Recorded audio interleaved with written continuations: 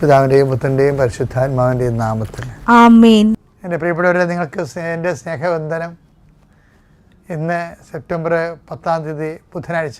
നമുക്ക് പ്രാർത്ഥിക്കാം. അമ്മേ പരിശുദ്ധമ്മേ, അമ്മേ പരിശുദ്ധമ്മേ, ദൈവമാതാവേ, കൃപാസനത്തിലൂടെ ഞങ്ങൾക്കും ഞങ്ങളുടെ ദേശത്തിനും അമ്മ മധ്യസ്ഥം തേടി തന്ന എല്ലാ അനുഗ്രഹങ്ങൾക്കും കൃപകൾക്കും ഞങ്ങളിപ്പോൾ ഹൃദയം നിറഞ്ഞ നന്ദി പറയുന്നു. അമ്മേ പരിശുദ്ധമ്മേ, ദൈവമാതാവേ, 2004 ഡിസംബർ 7 തീയതി ഉച്ചകഴിഞ്ഞ് 2:30 കൃപാസനത്തിൽ സംഭവിച്ച അമ്മയുടെ പ്രത്യക്ഷപ്പെടലിനെ കുറിച്ച് തിരുസഭയ്ക്ക് സമർപ്പിച്ചിരിക്കുന്ന പഠനരേഖകളുടെ മേൽ സഭാത്മകമായ പഠനം ആരംഭിക്കുവാൻ ഞങ്ങൾ പ്രാർത്ഥിക്കുന്നു.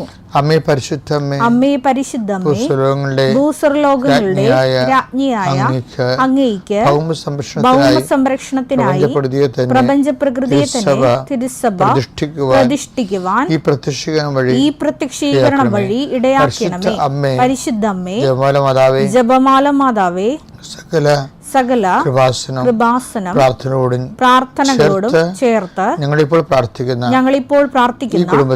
ഈ കുടുംബത്തിന്റെ പ്രത്യേക നിയോഗം. ഇന്നത്തെ നിയോഗം പറ മക്കളെ.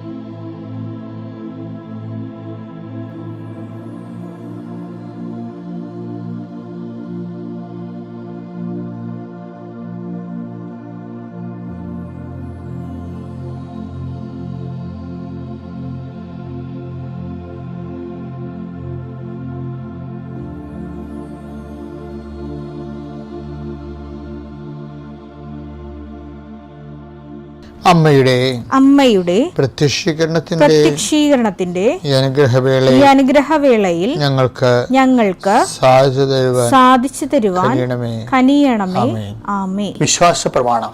സർവശക്തനായ പിതാവും ആകാശത്തിന്റെയും ഭൂമിയുടെയും സൃഷ്ടാവുമായ ദൈവത്തിൽ ഞാൻ വിശ്വസിക്കുന്നു.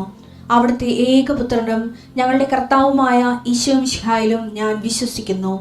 ഈ പുത്രൻ പരിശുദ്ധാത്മാവിനാൽ ഗർഭസ്ഥനായി കന്യകാമറിയത്തിൽ നിന്ന് പിറന്ന് പൊന്തിയോസ് പീലാത്തോസിന്റെ കാലത്ത് പീഡകൾ സഹിച്ച് കുരിശിൽ തറയ്ക്കപ്പെട്ട് മരിച്ച് അടക്കപ്പെട്ട് പാതാളങ്ങളിൽ ഇറങ്ങി മരിച്ചവരുടെ ഇടയിൽ നിന്ന് 3-ാം നാൾ ഉയർത്ത് സ്വർഗത്തിലേക്ക് എഴുന്നള്ളി സർവശക്തിയുള്ള പിതാവായ ദൈവത്തിന്റെ വലതുഭാഗത്തിരിക്കുന്നു. അവിടെ നിന്ന് ജീവിക്കുന്നവരെയും മരിച്ചവരെയും വിധിക്കുവാൻ വരുമെന്നും ഞാൻ വിശ്വസിക്കുന്നു. പരിശുദ്ധാത്മാവിലും ഞാൻ വിശ്വസിക്കുന്നു. വിശുദ്ധ കത്തോലിക്കാ സഭയിലും പുണ്യവാന്മാരുടെ ഐക്യത്തിലും പാപങ്ങളുടെ മോചനത്തിലും ശരീരത്തിന്റെ ഉയർപ്പിലും നിത്യമായ ജീവിതത്തിലും ഞാൻ വിശ്വസിക്കുന്നു. ആമേൻ. സ്വർഗ്ഗസ്ഥനായ ഞങ്ങളുടെ പിതാവേ, അങ്ങയുടെ നാമം പൂജിതമാകണമേ. അങ്ങയുടെ രാജ്യം വരണമേ. അങ്ങയുടെ തിരുമനസ് സ്വർഗത്തിലെ പോലെ ഭൂമിയിലും ആകണമേ.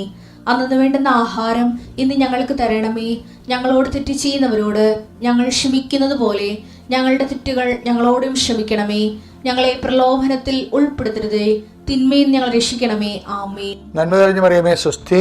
കർത്താവ് അങ്ങയുടെ കൂടെ സ്ത്രീകളിൽ അങ്ങ് അനുഗ്രഹിക്കപ്പെട്ടവളാകുന്നു. അങ്ങയുടെ ഉദരത്തിൻ ഫലമായി ഈശോ അനുഗ്രഹിക്കപ്പെട്ടവനാകുന്നു. പരിശുദ്ധ മറിയമേ, തമ്പുരാന്റെ അമ്മേ, പാപികളായ ഞങ്ങൾക്ക് വേണ്ടി ഇപ്പോഴും ഞങ്ങളുടെ മരണസമയത്തും തമ്പുരാനോട് അപേക്ഷിക്കണമേ. ആമേൻ. കർത്താവേ, നിന്റെ ഉന്നതമായ നാമത്തിന് സ്തോത്രം ചെയ്യുന്നു. കർത്താവേ, നിന്റെ വിശുദ്ധ പൗരോഹിത്യത്തെ മഹത്വപ്പെടുത്തണമേ. 39 വർഷം ഞാൻ അർപ്പിച്ച കൃപാനയുടെ യോഗ്യതയാൽ കൃപാസ്ഥാനത്താരെ ജീവനോടെ പ്രത്യക്ഷപ്പെട്ട പരിശുദ്ധയുടെ മാധ്യസ്ഥത്തിൽ നടന്ന 10,000-കണക്കിന് ആരാധന ശക്തിയാൽ കർത്താവ് ഞങ്ങൾ നടത്തിയിട്ടുള്ള അഖണ്ഡ ജപമാലയുടെ യോഗ്യതയാൽ ലക്ഷക്കണക്കിന് ജപമാലകളുടെ ശക്തിയാൽ കർത്താവെ, അങ്ങ് മരിച്ചവരെ പോയി ഉയർപ്പിച്ചുകൊണ്ട് വരുന്ന രീതിയിൽ കോമാ സ്റ്റേജിൽ പോയിരുന്നവരെ കർത്താവ് ഉടമ്പടിയോടെ തിരിച്ചു കൊണ്ടുവരുന്നുണ്ട് ഈശോയെ. ആശുപത്രിയിലുള്ള രോഗികളെല്ലാം സംബന്ധിച്ച് പ്രാർത്ഥിക്കുന്നു ഈശോയെ. കുടുംബങ്ങളിൽ കിടപ്പായിപ്പോൾ രോഗികളെ സംബന്ധിച്ച് പ്രാർത്ഥിച്ചാൽ രോഗി കിടന്നു പോയതിൻ്റെ പേരിൽ ഇപ്പോൾ ജോലിക്ക് അവിടെ ബൈസ്റ്റാൻഡറായിട്ടുള്ളവർക്ക് ആ രോഗിയെ നോക്കുന്നവർക്ക് ജോലിക്ക് പോകാൻ പറ്റാത്ത രീതിയിൽ സാമ്പത്തികമായ തകർച്ചയും കടങ്ങളും വന്നിട്ടുള്ളവർ എന്ത് ചെയ്യും, എങ്ങനെ ജീവിക്കുമെന്നൊരു എത്തുമ്പോഴില്ല വിഷമിക്കുന്നുണ്ട് ഈശോയെ. മക്കളില്ലാത്തവരെ സംബന്ധിച്ച് പ്രാർത്ഥിക്കുന്ന ഈശോയെ, ഇന്ന് 28 കൊല്ലമായിട്ട് മക്കളില്ലാത്ത ഒരാൾക്ക് ഞാൻ പ്രാർത്ഥിച്ചു കർത്താവ്. എന്നിട്ട് 28ാമത്തെ കൊല്ലവും പോലും കർത്താവെ അവരുടെ കണ്ണുനീര് കണ്ടാൽ നമുക്ക് സഹിക്കാൻ പറ്റത്തില്ല. കാര്യം അങ്ങനെയുള്ളവർ 28ാമത്തെ കൊല്ലവും അവർക്ക് ഒരു കുഞ്ഞിന് വേണ്ടി പ്രാർത്ഥിക്കുന്നുണ്ടെങ്കിൽ ആ ഒരു കുഞ്ഞിന് വേണ്ടി എന്തുമാത്രം ആഗ്രഹിക്കുന്നുണ്ട് ദൈവമേ. കർത്താവ് അവരെല്ലാം നീ സന്ധിക്കണമെന്ന് പ്രാർത്ഥിക്കുന്നു. അങ്ങക്ക് അസാധ്യമായ ഒന്നുമില്ല. ഈ കല്ല് നെബ്രാസാദിൽ ജനിപ്പിക്കുവാൻ ദൈവത്തെ കഴിയുന്നവരുടെ ദൈവത്തിൻ്റെ വാക്കിൽ ഞങ്ങൾ വിശ്വസിച്ചുകൊണ്ട് കർത്താവ് ഈ ആശീർവാദത്തെ കർത്താവ് മക്കളില്ലാത്ത എല്ലാ ദമ്പതികളെയും നീ ആശീർവദിക്കണമെന്ന് പ്രാർത്ഥിക്കുന്നു. അവർക്കെല്ലാം അവരുടെ കുഞ്ഞുങ്ങളുണ്ടാവുകയും അവർ നിന്നെ മഹത്വപ്പെടുത്തുകയും ചെയ്യട്ടെ. നിത്യം പിതാവും പുത്രനും പരിശുദ്ധാത്മാവായ സർവേശ്വരായി നീക്കുവാമീൻ. ക്രിസ്തുവിൽ വളരാൻ വേണ്ടി അതെങ്ങനെ പ്രയോജനപ്പെടുന്നു? ഫിലിപ്പ് 4:11 എടുത്തേ. എനിക്ക് എന്തെങ്കിലും കുറവുള്ളത് കൊണ്ടല്ല ഞാനിത് പറയുന്നത്. എനിക്കധികം കുറവുള്ളതുകൊണ്ടല്ല ഞാനിത് പറയണത്. കാരണം ഏത് സാഹചര്യത്തിലും അപ്പൊ പരാജയം വന്നാലും വിജയം വന്നാലും സംതൃപ്തിയോടെ കഴിയാൻ. പരാജയം വന്നാലും ഇപ്പൊ പൊതുജീവിതത്തിൽ നമ്മൾ പരാജയപ്പെടാം, കുടുംബത്തിൽ വിജയിക്കാം. ചിലപ്പോൾ കുടുംബത്തിൽ പരാജയപ്പെടാം, പൊതുജീവിതത്തിൽ വിജയിക്കാം. അപ്പൊ ഏത് സാഹചര്യത്തിലും പിന്നെ നമുക്ക് എന്താ വേണ്ടത്?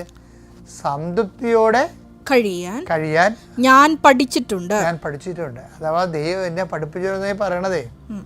ദൈവം എന്നെ അപ്പൊ നമ്മുടെ അതായത് ഒരു സമീപനമാണ് ലൈഫിൽ വരുമ്പോൾ. ഇപ്പം ചില ആൾക്കാർ അവരുടെ മനസ്സിരിപ്പ് പോലെ നടക്കണില്ല എന്നുണ്ടെങ്കിൽ ഉടനെ പ്രാർത്ഥന കുറഞ്ഞ്, ഉടനെ ദൈവത്തിൽ നകന്ന്, പള്ളിയിൽ നകന്ന് ഇങ്ങനെ ഇരിക്കും. അപ്പോൾ പൗലോസ് പറഞ്ഞ അങ്ങനെയല്ല, ഏത് സാഹചര്യത്തിലും സംതൃപ്തിയോടെ ജീവിക്കാൻ. അതാണ് സുവിശേഷവിധമായ ഒരു നിലപാടെന്ന് ഞാൻ നേരത്തെ പറഞ്ഞത്. സാഹചര്യം ചിലപ്പോൾ മാറിയും പറഞ്ഞൊക്കെ വരും. പക്ഷെ നമ്മളെ ദൈവത്തിൻ്റെ സന്നിധിയിൽ നമ്മുടെ ഗ്രാഫ് ഉയർന്നതിനെ നിൽക്കണം. പൗലോസ് പറയണതെന്ന് വെച്ചാൽ ഇങ്ങനെ ജീവിക്കാൻ, താഴ്ന്നതിലും ജീവിക്കാൻ എനിക്കറിയാം.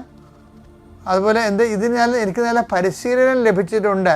അപ്പം ദൈവാനുഭവങ്ങളെല്ലാം അദ്ദേഹം പരിശീലനമായിട്ടാണ് കാണുന്നത്. വിജയപരാജയങ്ങളെയെല്ലാം സുവിശേഷം പരിശീലനമായിട്ടാണ് കാണുന്നത്. എന്തിനു വേണ്ടിയാണ്?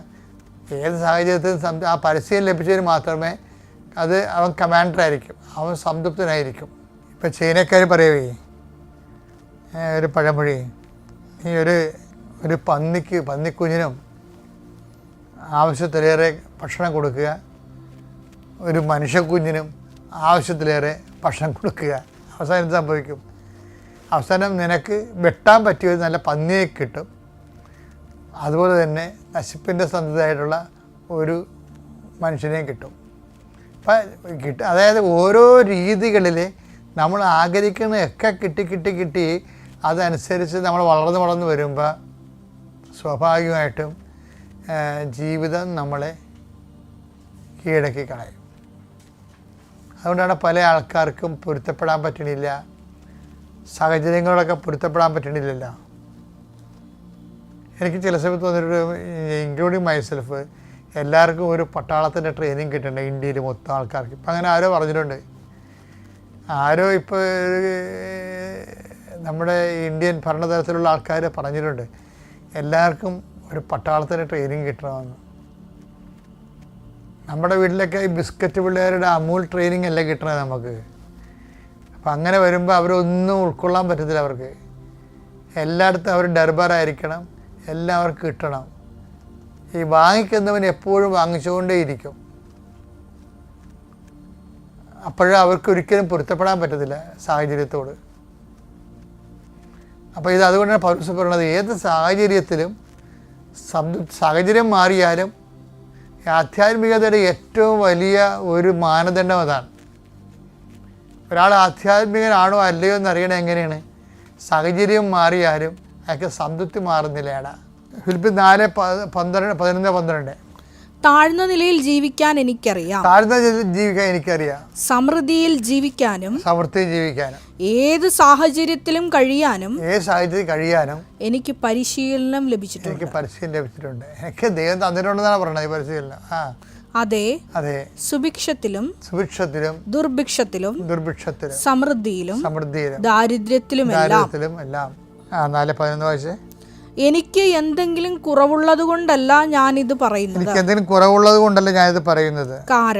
കാരണം ഏത് സാഹചര്യത്തിലും സംതൃപ്തിയോടെ കഴിയാൻ ഞാൻ പഠിച്ചിട്ടുണ്ട്. ആ വിഷയം. ഇപ്പം ആധ്യാത്മികത ഒരു വ്യക്തി ദൈവമായിട്ട് അടുപ്പമുള്ളവനാണോ അല്ലയോ, ആധ്യാത്മിക ഇരുത്തം വന്നവനാണോ അല്ലയോ എന്നുള്ളത് എങ്ങനെയാണ്? ഏത് സാഹചര്യത്തിൽ, അനുകൂലമായ സാഹചര്യങ്ങളിൽ ഇവൻ കൈവരിക്കുന്ന മനസ്സിൻ്റെ സമാനതയാണ്. സമാനതയെന്ന് പറയാൻ പറ്റത്തില്ല. ആ മനസ്സിൻ്റെ സമാനതയൊക്കെ ധ്യാനത്തിൽ നിന്ന് വരുത്തിയെടുക്കാൻ പറ്റും. ഇപ്പോൾ യോഗാധ്യാനം അതുപോലെയുള്ള ധ്യാനങ്ങളിൽ നിന്നൊക്കെ ഈ മനസ്സിൻ്റെ ക്രിസ്ത്യൻ മെഡിറ്റേഷൻ അതിൽ നിന്നൊക്കെ എല്ലാം സാഹചര്യങ്ങൾ നിമ്നോന്നത ആണെങ്കിലും നമുക്ക് മനസ്സിൻ്റെ ഒരു സമനില കൈവരിക്കാൻ പറ്റും. പക്ഷെ അതല്ല സുവിശേഷത്തിൻ്റെ സമനില എന്ന് പറയുന്നത്. സുവിശേഷത്തിൽ സംതൃപ്തിയാണ്. അത് പരിശുദ്ധാത്മാവായിട്ടാണ് ബന്ധപ്പെട്ടിരിക്കുന്നത്. എന്താ കാര്യം? അത് പരിശുദ്ധാത്മാവ് നൽകുന്ന, മറ്റെല്ലാം ഇങ്ങനെ എക്സസൈസ് കൊണ്ട് കിട്ടണമല്ലേ. ഇപ്പോൾ യോഗ അതുപോലെയുള്ള എല്ലാം എക്സസൈസാണെന്നാണ് ബൈബിൾ പറയണത്. 1 തിമോത്തി 4:8 ശാരീരികമായ പരിശീലനം കൊണ്ട് കുറച്ച് പ്രയോജനമുണ്ട്. ശാരീരികമായ പരിശീലനം കൊണ്ട് ഇപ്പോൾ ബ്രീത്തിങ് എക്സർസൈസ് ഇല്ലേ, അതുപോലെയൊക്കെ എക്സർസൈസ് കൊണ്ട്, യോഗ കൊണ്ട് കുറച്ച് പ്രയോജനമുണ്ട്. പിന്നെ എന്നാൽ ആത്മീയത എല്ലാവിധത്തിലും വിലയുള്ളതാണ്.